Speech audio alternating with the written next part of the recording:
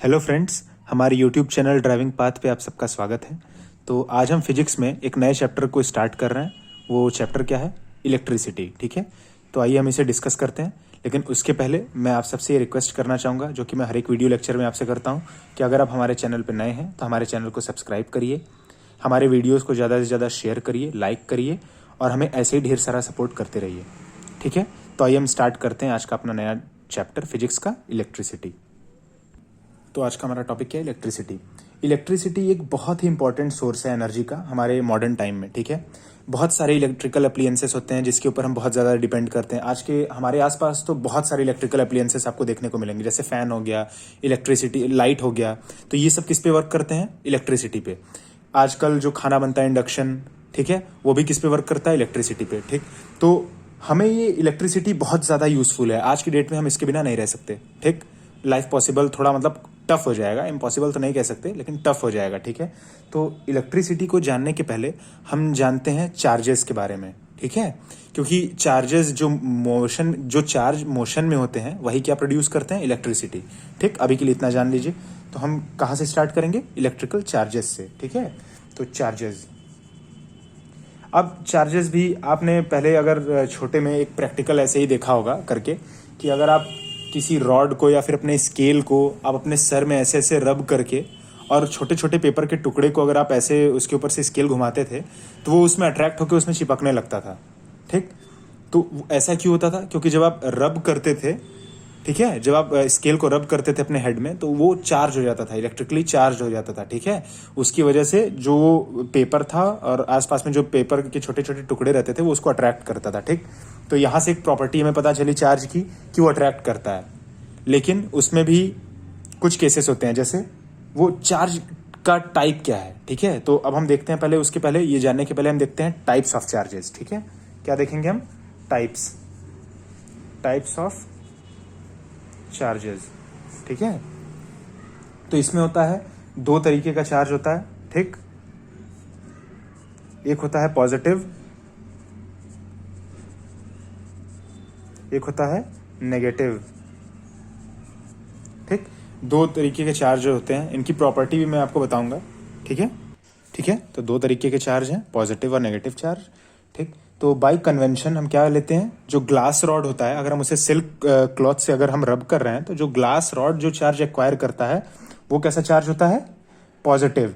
ठीक, और जो एक एबोनाइट रॉड होता है, अगर हम उसे वुलन क्लॉथ के साथ रब करते हैं तो जो एबोनाइट रॉड जो चार्ज एक्वायर करता है उसे हम क्या कहते हैं? नेगेटिव। इसमें आप एग्जाम्पल में भी इसको लिख सकते हैं, क्या? Ebonite rod. एबोनाइट रॉड जब किससे रब किया जाता है? वुलन क्लॉथ से। ठीक है,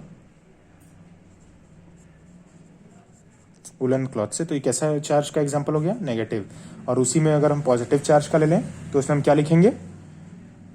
अभी मैंने आपको बताया, ग्लास रॉड। क्या? Glass rod. ये किससे रब करने पे होता है? Silk cloth. ठीक है, तो आप इसको ध्यान रखेंगे। अब हम थोड़ी सी प्रॉपर्टी आपको बता देते हैं चार्जेस की। दो तरह के चार्ज हो गए, कैसे कैसे? पॉजिटिव और नेगेटिव। तो अब इनकी प्रॉपर्टी में क्या क्या है कि अपोजिट चार्ज अट्रैक्ट करते हैं। क्या करते हैं? Opposite charge. मतलब अगर पॉजिटिव और नेगेटिव हैं तो ये आपस में क्या शो करेंगे? अट्रैक्शन। ठीक, और अगर सेम चार्जेस हैं, मतलब लाइक चार्जेस या फिर सेम चार्जेस, क्या करते हैं? पॉजिटिव पॉजिटिव हो गया, नेगेटिव नेगेटिव हो गया, तो इनमें आपस में क्या होगा? क्या होगा? रिपल्सन। रिपल्सन, एक दूसरे को रिपल करेंगे ये। ठीक है, ठीक, ये हो गया क्या? प्रॉपर्टी। क्या हो गया? ये प्रॉपर्टी हो गया चार्ज का। ठीक, ये दो प्रॉपर्टी होती है। पहला, अगर अपोजिट चार्ज है, पॉजिटिव नेगेटिव है, तो क्या करेंगे? आपस में अट्रैक्ट करेंगे एक दूसरे को।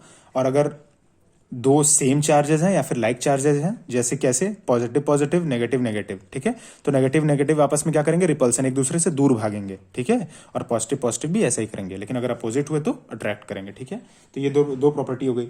अब इलेक्ट्रिकल चार्ज को मेजर करने के लिए, मतलब चार्ज किसी ऑब्जेक्ट पे कितना है उसको मेज़र करने के लिए कोई यूनिट भी तो चाहिए। जैसे अगर आप लेंथ मेज़र करते हैं तो आप उसे मीटर्स में बताते हैं कि कितना मीटर ये लेंथ है, ठीक। तो आप अगर किसी चीज़ को वेट कर रहे हैं तो आप केजी, कितना केजी आपने लिया है, ठीक। तो इन सब के लिए हमें इसको हर क्वांटिटी को डिफाइन करने के लिए हमें एक यूनिट चाहिए होती है। हम बता सकिए कि इस पर कितना है, उसकी वैल्यू कितनी है, ठीक। तो उसके मेज़र को करने के लिए हमें एक यूनिट चाहिए होता है। तो वैसे ही चार्ज को हम लोग मेज़र करने के लिए उसकी एक एसआई यूनिट है। क्या है वो? कूलम्ब। कूलम्ब, ठीक है, कूलम्ब है, ठीक है। तो हम कितना चार्ज किसी ऑब्जेक्ट ने एक्वायर किया है उसको हम किस यूनिट में मेजर करते हैं? कूलम्ब। ये इसकी एसआई यूनिट है चार्ज की, ठीक है, चार्ज की एसआई यूनिट। अब इलेक्ट्रॉन है, आपने पहले भी पढ़ा होगा, इलेक्ट्रॉन है, प्रोटॉन है, और ये प्रोटॉन हो गया, और न्यूट्रॉन है,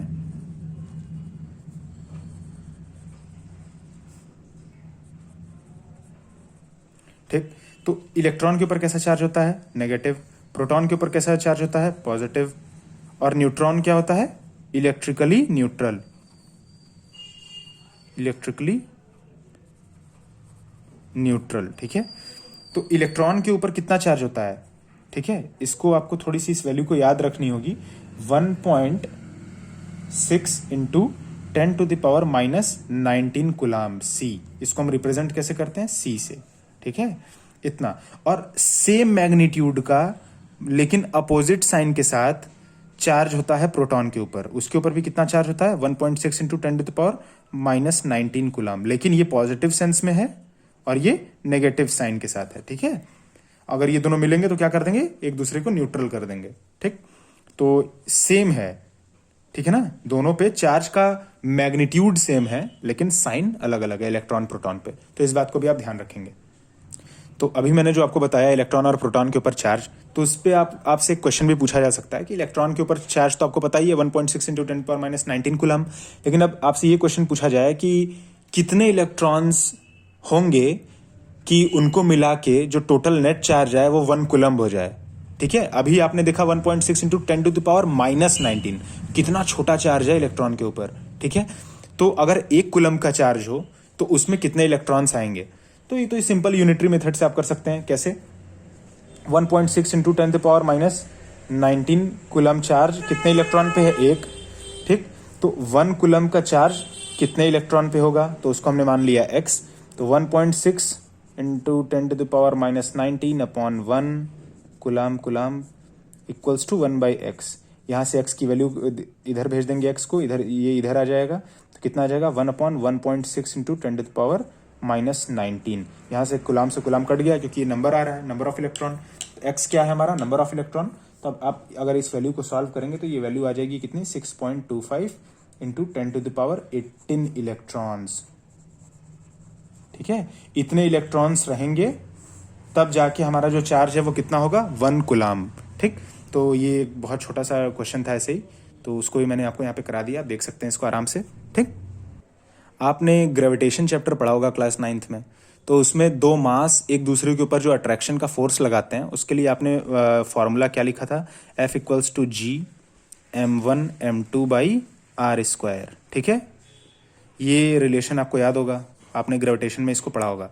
तो ऐसा ही एक अट्रैक्शन का फॉर्मूला दो चार्ज के बीच में, हम उसे क्या कहते हैं? कूलम्ब्स लॉ, ठीक है।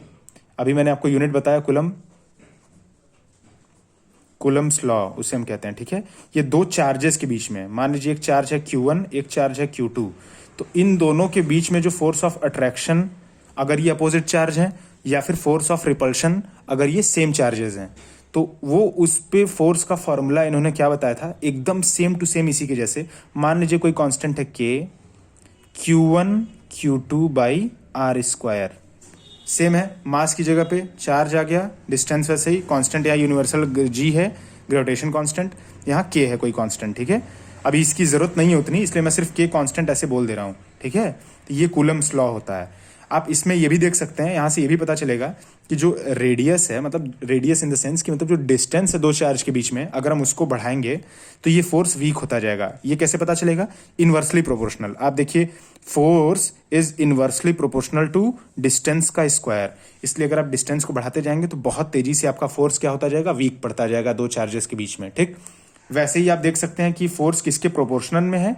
दोनों चार्ज कितनी मैग्नीट्यूड है दोनों के ऊपर, ठीक है। चार्ज के मैग्नीट्यूड के ऊपर भी फोर्स, अगर मैग्नीट्यूड बढ़ेगा चार्ज का तो फोर्स क्या होगा हमारा, बढ़ेगा, क्योंकि डायरेक्टली प्रोपोर्शनल है। तो आप यहां से ये चीज भी इन्फर कर सकते हैं। मैं इससे कुछ चीजें आपको आगे समझने में आसानी होगी इसलिए मैंने बता दिया, ठीक है। तो बस आप इतना ही ध्यान रखेंगे। आपने ग्रेविटेशन पढ़ा था, इसलिए मैं जी को किससे रिप्लेस कर दिया, के से, और M1 M2 को Q1 Q2 से। सेम फोर्स है, ठीक है, अट्रैक्शन का या रिपल्शन का, ठीक है। वो डिपेंड करेगा चार्ज कैसा है। अगर लाइक चार्जेस है तो फोर्स ऑफ रिपल्सन हो जाएगा, अनलाइक चार्जेस है तो क्या हो जाएगा, फोर्स ऑफ अट्रैक्शन, ठीक। अब इन बातों को ध्यान रखेंगे।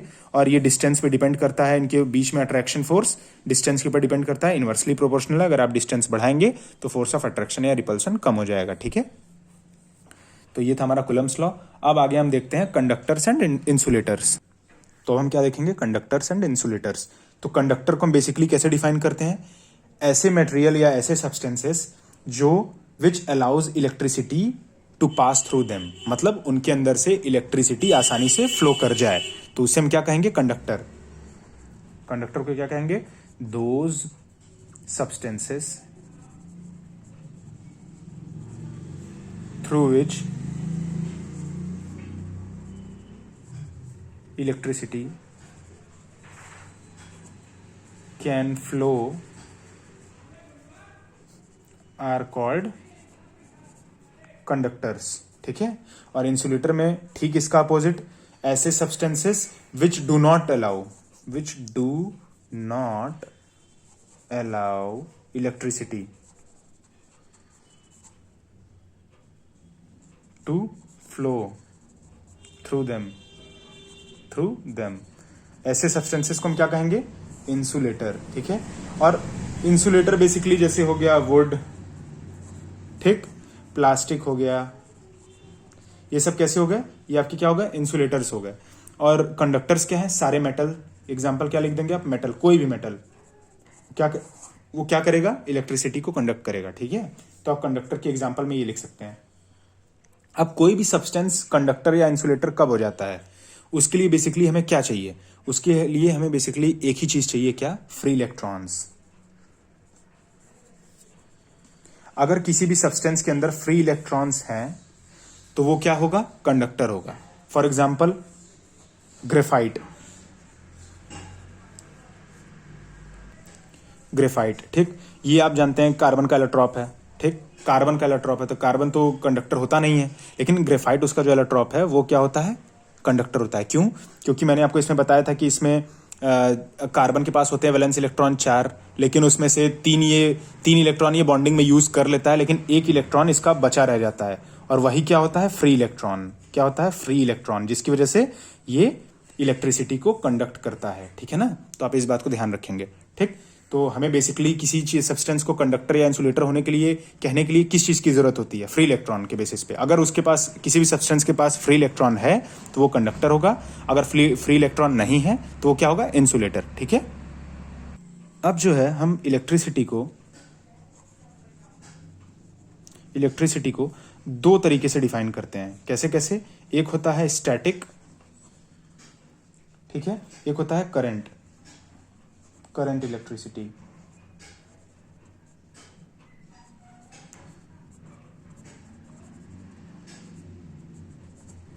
ठीक है, एक होता है स्टैटिक, एक होता है करंट इलेक्ट्रिसिटी। तो बेसिकली जो हमारा स्टैटिक इलेक्ट्रिसिटी की हम बात करते हैं वो कैसे होता है, मतलब क्यों उसको ऐसा डिफाइन करते हैं स्टैटिक इलेक्ट्रिसिटी, तो आप टर्म से ही क्लियर हो जाएगा। स्टैटिक मतलब at rest, something at rest मतलब जो रुका हुआ, जो मोशन में ना हो, ठीक। तो ऐसा चार्ज जो मोशन में ना हो, ठीक है, उसको हम किसके अंडर डील करेंगे, स्टैटिक इलेक्ट्रिसिटी। इसका एग्जांपल मैंने अभी आपको थोड़ी देर पहले दिया था कि अगर एबोनाइट रॉड है, हम उसे वुलन क्लॉथ से रब करते हैं तो वो चार्ज हो जाता है। तो वो कैसा है, वहां पे चार्ज का कोई मोशन नहीं हो रहा है, वो चार्ज एक ही जगह, वो बस चार्ज हो गया, ठीक है, वो कोई मोशन में नहीं है, ठीक। तो इसलिए वो जो वहां पे इस तरीके के जो हम लोग चार्जेस को डील करते हैं, इस तरीके से उसको हम कहाँ डील करते हैं, स्टैटिक इलेक्ट्रिसिटी में। या ग्लास रॉड का आप एग्जांपल ले लीजिए, उसको हम सिल्क क्लॉथ से अगर रब कर रहे हैं तो ठीक है, वो पॉजिटिव चार्ज एक्वायर करता है। Ebonite rod negative charge acquire करता है, ठीक है, मैंने अभी पीछे एग्जांपल दिया था। तो वो सब किसके अंडर आते हैं, स्टैटिक इलेक्ट्रिसिटी के। लेकिन अगर हम चार्ज को मोशन में पढ़ें, ठीक है, वो कहीं फ्लो कर रहा हो, चार्ज अगर मोशन में हो, तो हम उसको कहाँ डील करते हैं, करंट इलेक्ट्रिसिटी में। और हम इस पूरे चैप्टर में इसी को डील करेंगे, ठीक है, ये इंपॉर्टेंट है। Current electricity. तो आपको दो तरीके की इलेक्ट्रिसिटी यहाँ पे देखी, स्टैटिक और करंट, ठीक है। तो इस चैप्टर में बेसिकली हम डील किसे करेंगे, करंट इलेक्ट्रिसिटी को। ऐसे चार्जेस जो मोशन में हो वो इलेक्ट्रिक करंट को जनरेट करते हैं, ठीक है। इस बात को ध्यान रखेंगे, डेफिनेशन भी है इलेक्ट्रिक करंट का, ठीक है। Charges in motion produce electric current, ठीक है। तो हम उसे इलेक्ट्रिक करंट इलेक्ट्रिसिटी में डील करेंगे। अब हमारा अगला टॉपिक है इलेक्ट्रिक पोटेंशियल। अब यहां तक हमने देखा था कि स्टैटिक की तो बात हो गई थी, ठीक है। हमें पूरे चैप्टर में क्या पढ़ना है, करंट इलेक्ट्रिसिटी, मतलब चार्ज मोशन में हो। तो आखिर ऐसा क्यों है, चार्ज मोशन में आएगा ही क्यों। बेसिकली अब हम ये देखना है कि जो इलेक्ट्रिक चार्जेस होते हैं वो मोशन में आएंगे ही क्यों, ठीक है। जैसे यहाँ पे स्टैटिक है तो वो भी स्टैटिक रह सकते हैं, लेकिन वो मोशन में आते क्यों हैं। तो उनके लिए एक ड्राइविंग फोर्स होता है, उनको मोशन में लाने के लिए एक ड्राइविंग फोर्स होता है, जिसे हम क्या कहते हैं, पोटेंशियल डिफरेंस, ठीक। तो पोटेंशियल डिफरेंस डिफाइन करने के पहले हम इलेक्ट्रिक पोटेंशियल को डिफाइन करते हैं, ठीक है। तो इलेक्ट्रिक पोटेंशियल बेसिकली है क्या, कि अगर हम इनफाइनाइट से किसी एक यूनिट पॉजिटिव चार्ज को किसी एक इलेक्ट्रिक फील्ड में ले आके प्लेस करना, इसमें जो वर्क डन होता है उसे हम बेसिकली क्या कहते हैं, इलेक्ट्रिक पोटेंशियल, ठीक। ये एब्सोल्यूट तो डिफाइन नहीं हो पाता, इसको भी हम रिलेटिव ही है, ये एब्सोल्यूट डिफाइन नहीं हो पाता, इसलिए हम डिफरेंस देखते हैं। इसीलिए टर्म हमने क्या लेके आया, पोटेंशियल डिफरेंस, क्योंकि एब्सोल्यूट इलेक्ट्रिक पोटेंशियल हमारे लिए मीनिंगलेस है, ठीक है। एब्सोल्यूट से अब क्या समझेंगे, एब्सोल्यूट इसके पास पोटेंशियल क्या है, मतलब एक यूनिट पॉजिटिव चार्ज को ले आके रख दे रहे हैं किसी इलेक्ट्रिक फील्ड में, उसमें जो हमारा वर्क हुआ उसे हम कहते हैं इलेक्ट्रिक पोटेंशियल।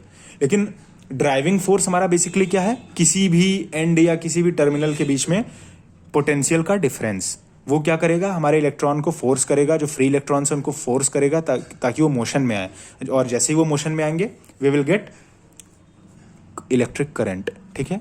तो बेसिकली यही होता है इलेक्ट्रिक पोटेंशियल का। मैं डेफिनेशन यहाँ पे आपके लिए लिखवा देता हूँ, ठीक है। आप इसे वीडियो पॉज करके आप आराम से नोट भी कर सकते हैं। तो आप यहाँ पे ये डेफिनेशन देख सकते हैं इलेक्ट्रिक पोटेंशियल का। The electric potential at a point in a electric field is defined as the work done in moving a unit positive charge from infinity to that point, ठीक है। जैसा कि मैंने इसे पहले भी अभी कुछ देर पहले ही एक्सप्लेन किया है कि किसी भी एक यूनिट पॉजिटिव चार्ज को, मतलब उसके ऊपर चार्ज कितना होगा, 1 कूलम, ठीक है। उसको हमें इनफाइनाइट डिस्टेंस से इलेक्ट्रिक फील्ड में किसी एक पॉइंट पे ले जाने में जो वर्क हमने किया, वो वर्क बेसिकली क्या है, इलेक्ट्रिक पोटेंशियल, ठीक है। हम इलेक्ट्रिक पोटेंशियल को सिंबलाइज कैसे करते हैं, V से, ठीक है, V से करते हैं। तो अगर हमारा पोटेंशियल, इलेक्ट्रिक पोटेंशियल, इसको हम क्या कहते हैं, V को किससे क्या कहते हैं हम लोग, वोल्ट, ठीक है। वोल्ट पढ़ते हैं इसे हम, V वोल्ट, ये इसकी यूनिट है, इलेक्ट्रिक पोटेंशियल की ये यूनिट है वोल्ट, ठीक है। इसको रिप्रेजेंट करते हैं V से। अगर हमारा इलेक्ट्रिक पोटेंशियल 1 वोल्ट है तो आप उससे क्या समझेंगे, उससे हम ये समझेंगे कि एक यूनिट पॉजिटिव को मूव कराने में from infinity to a particular point in a electric field हमने कितना वर्क किया, 1 जूल का, 1 जूल हमने वर्क किया, ठीक है। किसी एक यूनिट पॉजिटिव चार्ज को इनफाइनाइट डिस्टेंस से किसी एक सर्टेन पॉइंट पे ले जाने में, किसमें, इलेक्ट्रिक फील्ड में। तो जो हमारा इलेक्ट्रिक पोटेंशियल आएगा उससे जनरेट होगा वो कितना होगा, 1 वोल्ट का, 1 वोल्ट का। ये डेफिनेशन हो गया, ठीक है। 1 वोल्ट का अगर हम पोटेंशियल, इलेक्ट्रिक पोटेंशियल क्रिएट कर रहे हैं तो हम उसमें बेसिकली 1 कूलम के पॉजिटिव चार्ज को इनफाइनाइट डिस्टेंस से इलेक्ट्रिक फील्ड में एक किसी पर्टिकुलर पॉइंट पे ले आके प्लेस करने में हमने कितने का वर्क किया, 1 जूल का। तो बेसिकली जो हमारा इलेक्ट्रिक पोटेंशियल हो जाएगा वो कितने का हो जाएगा, 1 वोल्ट का, ठीक है। ये क्लियर है, एकदम आसान, कोई दिक्कत नहीं है। अब तो डेफिनेशन भी आप आराम से लिख लेंगे क्योंकि इसको याद नहीं करना है, बहुत सिंपल सा। इनफाइनाइट से एक यूनिट पॉजिटिव चार्ज को इलेक्ट्रिक फील्ड में किसी एक पर्टिकुलर पॉइंट पे ले जाने में किया गया वर्क क्या होता है, इलेक्ट्रिक पोटेंशियल, ठीक। इतना सिंपल है ये। हमें बेसिकली डील क्या करना होता है, पोटेंशियल डिफरेंस। वो तो इलेक्ट्रिक पोटेंशियल था, वो हमारे लिए उतना, मतलब आप कह दीजिए कि उतना ज़रूरी नहीं है, लेकिन अब जो चीज़ है ये पोटेंशियल डिफरेंस, ये बहुत इंपॉर्टेंट है, ठीक है। हम हमेशा इसमें डिफरेंस की बात करते हैं, एब्सोल्यूट बात करते नहीं हैं, ठीक। क्योंकि हम इलेक्ट्रिसिटी को अगर कंडक्ट करा रहे हैं तो हमें एक स्टेशन से दूसरे स्टेशन पे भेजना है, ठीक है। तो वहाँ पे कितना पोटेंशियल का डिफरेंस हो, क्या हो, तो वो स्टेशन टू स्टेशन रहता है, हमें 2 पॉइंट्स के बीच में देखना होता है। ऐसा नहीं कि हम बहुत दूर से इनफाइनाइट से लेके आ रहे हैं उसको यहाँ पे प्लेस कर रहे हैं, वो हमारे लिए उतना, मतलब सिर्फ डिफाइन करने के लिए हमने ले लिया, क्योंकि हमें दूसरा एंड पता नहीं था। एब्सोल्यूट की बात क्या हो गई, हमें किसी एक पॉइंट पे लाना था, दूसरा एंड पता ही नहीं है हमें, दूसरा एंड कहाँ पे, इनफाइनाइट, हमें पता नहीं है। लेकिन यहाँ पे ऐसा क्या होगा, दोनों एंड डिफाइंड रहेंगे, ठीक है। तो उसमें हम क्या बात करेंगे, पोटेंशियल डिफरेंस का, ठीक है। तो बेसिकली हम इसे डिफाइन करते हैं कैसे, the potential difference between 2 points in an electric circuit is defined as the amount of work done in moving a unit charge. ठीक है, तो हम इसमें बेसिकली करते क्या है कि दो पॉइंट्स के बीच में, जैसे ये पॉइंट्स मान लीजिए ए और बी है, इसके बीच में चार्ज को from point A to point B move कराने में किया गया वर्क डन, क्या कहेंगे उसे हम? Potential difference. ठीक है, दो पॉइंट से, एक पॉइंट से दूसरे पॉइंट को किसी एक यूनिट पॉजिटिव चार्ज को ले जाने में किया गया वर्क क्या हो जाएगा? Potential difference. सेम तरीका, इलेक्ट्रिक पोटेंशियल को हमने डिफाइन किया था, तो मान लीजिए पॉइंट इनफाइनाइट हो गया, ये इनफाइनाइट डिस्टेंस पे चला गया, तो बस वही हो गया, इनफाइनाइट से किसी एक पॉइंट पे ला रहे हैं। लेकिन यहाँ पे क्या है? पॉइंट ए से पॉइंट बी, यहाँ पे पॉइंट डिफाइंड हो गया, अभी इनफाइनाइट डिस्टेंस पे नहीं है ये दोनों। ठीक है, एक पर्टिकुलर डिस्टेंस पे है, तो इस पॉइंट से, पॉइंट ए से पॉइंट बी पे ले जाने में किसी एक यूनिट पॉजिटिव चार्ज को जो हम वर्क करेंगे in presence of electric field, इस बात को हमेशा याद रखिएगा। ठीक है, तो वो हम उसे क्या कहेंगे? Potential difference. ठीक है, ये हो गया पोटेंशियल डिफरेंस। तो पोटेंशियल डिफरेंस बेसिकली उसका फॉर्मूला क्या हो जाएगा? पोटेंशियल डिफरेंस क्या हो जाएगा? Work done upon charge. कितना चार्ज हमने मूव कराया? Quantity of charge moved. ठीक है, या फिर आप सिंपली इसको लिख सकते हैं work done per unit charge. अगर आपको कोई डेफिनेशन याद नहीं आ रहा है तो आप लिख देंगे work done per unit charge. ठीक है, ये भी आप डेफिनेशन लिख सकते हैं। इसका बेसिकली यूनिट क्या होता है? मैंने पीछे ही बता दिया था आपको, वोल्ट। ठीक, वर्क डन का यूनिट क्या होता है? जूल। और चार्ज का क्या होता है? कुलम। तो इसको हम क्या लिख सकते हैं? जूल पर कुलम सी। ठीक है, कुलम सी, जूल पर कुलम को, वोल्ट को हम क्या लिख सकते हैं?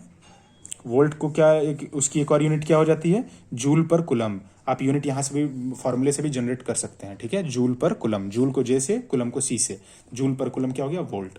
ठीक, तो ये हो गया हमारा पोटेंशियल डिफरेंस। और इसकी एसआई यूनिट मैंने आपको बता दी, वोल्ट, वी, और इसका एक और यूनिट होता है जूल पर कुलम। ठीक है, तो अब ये जो पोटेंशियल डिफरेंस होता है, हम इसे मेजर कैसे करते हैं? तो हम किसी भी सर्किट के अक्रॉस एक वोल्ट मीटर जोड़ देते हैं। वोल्ट मीटर वो मैं बताऊंगा आगे, अब जब मैं सीरीज पैरेलल ये सब कॉम्बिनेशन आपको सर्किट डायग्राम में दिखाऊंगा, तो वो मैं बताऊंगा कि कैसे वोल्ट मीटर को कनेक्ट करते हैं, क्यों पैरेलल में करते हैं, मीटर को क्यों सीरीज में करते हैं, ये सब मैं आपको बताऊंगा। तो अभी के लिए बस इतना जान लीजिए कि पोटेंशियल डिफरेंस को मेजर करने के लिए जो इंस्ट्रूमेंट आता है उसे हम क्या कहते हैं? Volt meter. ठीक है, वोल्ट मीटर। ठीक है ना, वो हमारा पोटेंशियल डिफरेंस को मेजर करता है। तो ये जो वोल्ट मीटर है वो हमेशा किसी भी सर्किट में, किसी भी इलेक्ट्रिकल सर्किट में जिसके अक्रॉस हमें पोटेंशियल का डिफरेंस मेजर करना है, जैसे पॉइंट ए है, पॉइंट बी है, तो हमें किसी सब्सटेंस का ही तो पोटेंशियल डिफरेंस बताना होगा कि इसके अक्रॉस कितना पोटेंशियल का ड्रॉप हो रहा है। तो हम उसी के अक्रॉस उन दो पॉइंट्स पे क्या कनेक्ट करा देंगे? Volt meter.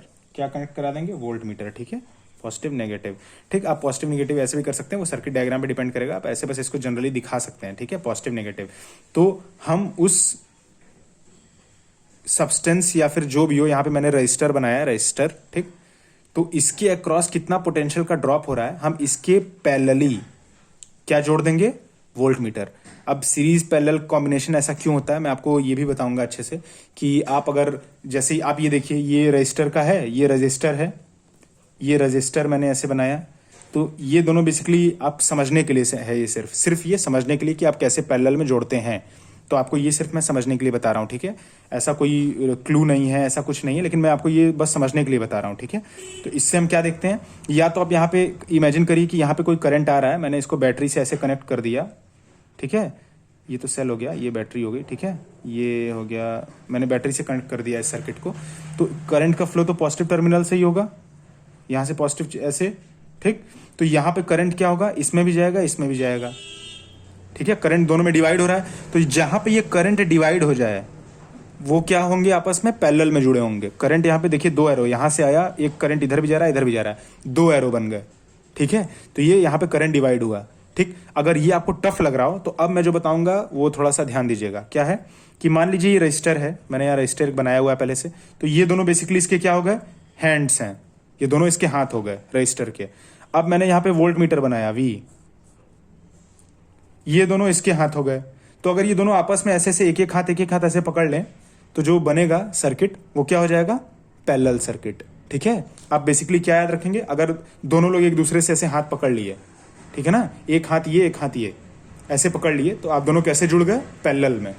ठीक, ये देखिए, हाथ ऐसे पकड़ा, ऐसे पकड़ा, अब आप करंट डिवाइड, लेकिन जो साइंटिफिक तरीका है वो यही है, करंट डिवाइड होना। जहां पे करंट डिवाइड होगा वो क्या हो जाएगा, पैरेलल, उसके अक्रॉस पोटेंशियल सेम रहता है, याद रखिएगा। पोटेंशियल अगर डिवाइड होगा तो सीरीज हो गया, ठीक है ना। ये सारी चीजें मैं और अच्छे से डील कर दूंगा जब हम आर इक्विवेलेंट निकालेंगे, ठीक है।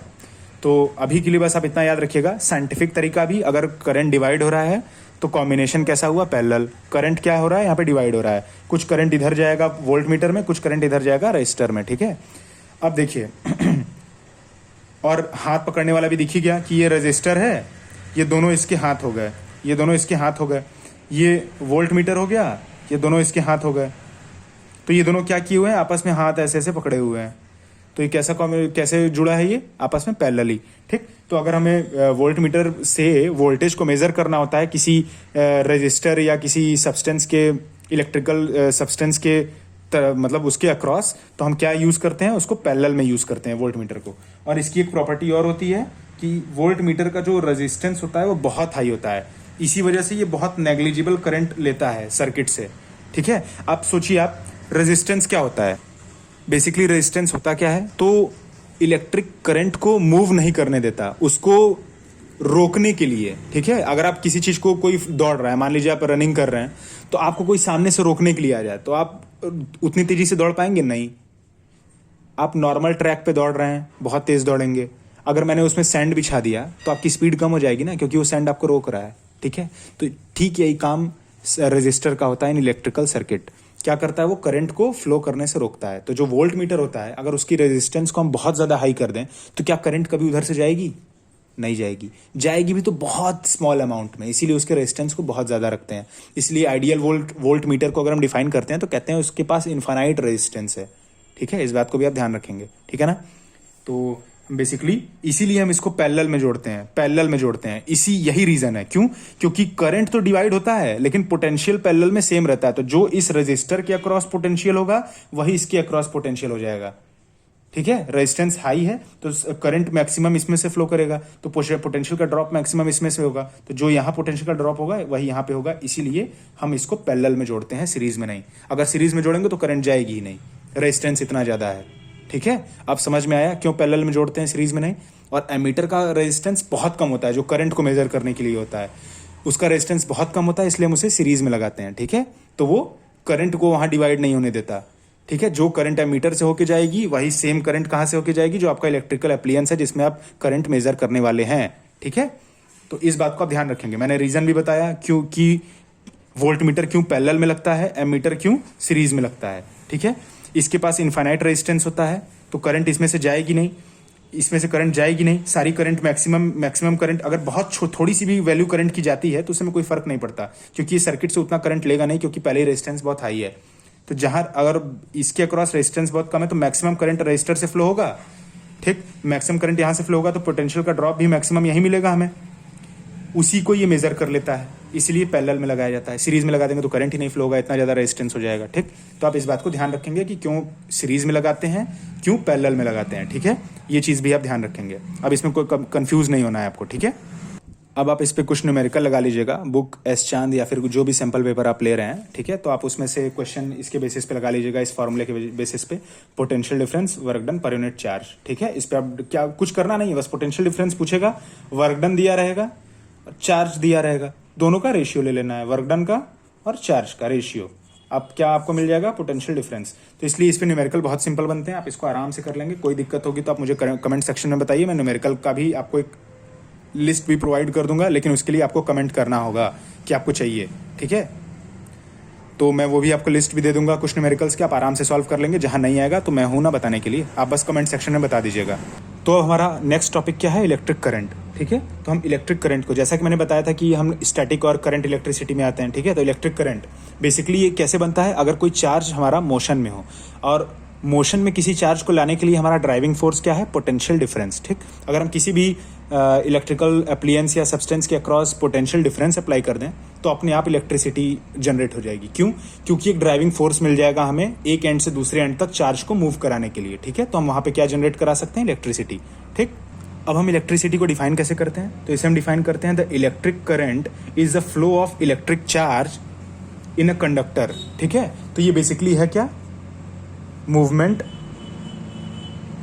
मूवमेंट ऑफ इलेक्ट्रिक चार्ज, ठीक है, इन अ इलेक्ट्रिकल सर्किट, ठीक। तो उसे हम क्या कहेंगे, इलेक्ट्रिक करंट, ठीक। कोई भी चार्ज अगर मोशन में हो तो वो क्या बनाता है, इलेक्ट्रिक करंट, ठीक है।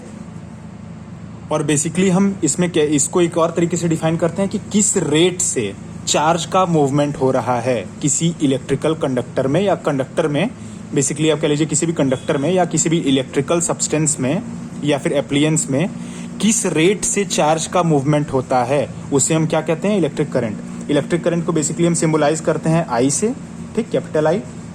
तो हम इसको क्या, इसका फॉर्मूला लिखते हैं, charge per unit time. Rate हम किसके रिस्पेक्ट में डिफाइन करते हैं, टाइम के रिस्पेक्ट में, ये आपको पता ही है। रेट हम किसके रिस्पेक्ट में डिफाइन करते हैं, टाइम के।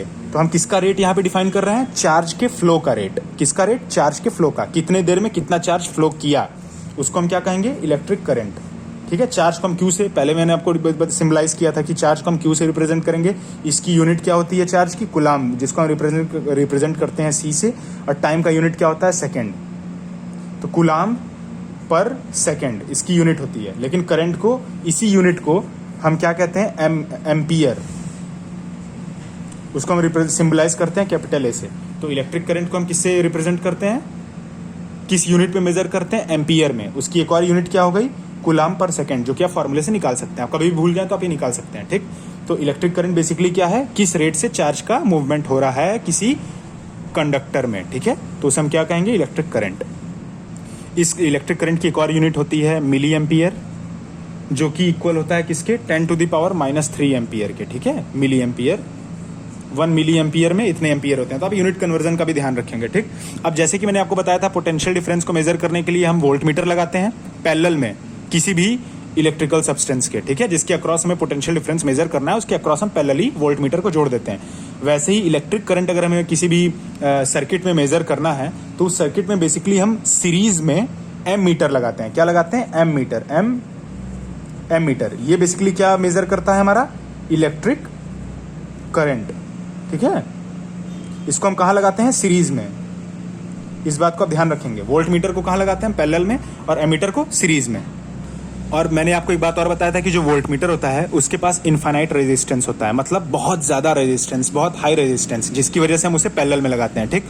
वैसे ही एम मीटर जो होता है इसके पास बहुत ही लो रेजिस्टेंस होता है, बहुत ही लो आर। रेजिस्टेंस को हम किससे रिप्रेजेंट करते हैं, कैपिटल आर से, ठीक। तो बहुत ही लो आर होता है, इसीलिए हम इसको कहाँ लगाते हैं, सीरीज में। इसीलिए हम इसको कहाँ लगाते हैं, सीरीज में, ठीक। इस बात का भी आप ध्यान रखेंगे। एक आइडियल एमीटर के पास नेग्लिजिबल अमाउंट ऑफ रेजिस्टेंस होता है, ठीक है। तो इस वीडियो लेक्चर में हम यहीं तक रखते हैं। अगले लेक्चर में इलेक्ट्रिक करंट को मैं और अच्छे से बताऊंगा, थोड़ा और आगे इससे हम बढ़ेंगे और कुछ नई नई प्रॉपर्टीज जानेंगे। फिर हम इलेक्ट्रिकल जो एप्लियंसेस हैं उनके सिंबल्स जानेंगे, सर्किट डायग्राम जानेंगे और ओम्स लॉ को जानेंगे, ठीक है। उसके आगे हम धीरे धीरे पढ़ेंगे, ठीक। तो मैं इसे जितनी जल्दी से हो सकता है मैं इसे कवर करूंगा, इस सारे टॉपिक्स को, क्योंकि मुझे पता है कि मई में ही आपका बोर्ड एग्जाम भी आने वाला है। उसके पहले मैं एक अच्छा सा रिवीजन का आपके लिए कंटेंट तैयार करके रख दूंगा, ठीक है।